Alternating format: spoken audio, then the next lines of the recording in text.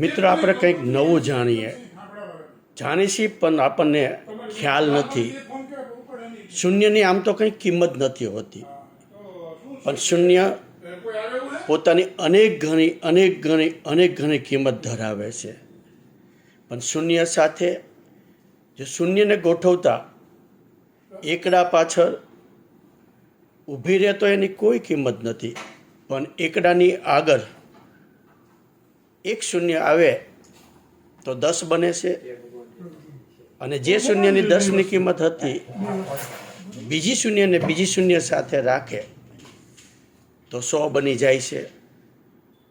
શૂન્યની કિંમત ઘણી બધી વધી જાય છે. ફરીથી શૂન્ય પાસે શૂન્ય પાછી આવે અને એકડો જો એમને હોય તો 1000 બને છે.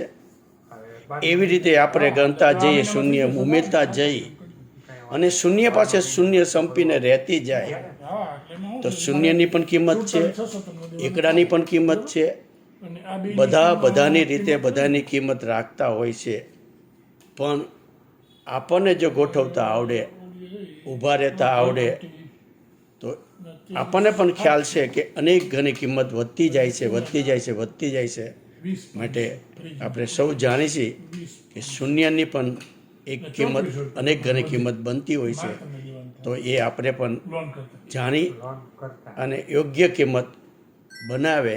જો આપણે પણ બીજાને યોગ્ય કિંમત બનાવતા શીખીએ તો આપણને પણ ખ્યાલ આવે કે શૂન્યની કિંમત કેટલી હોય છે. આભાર.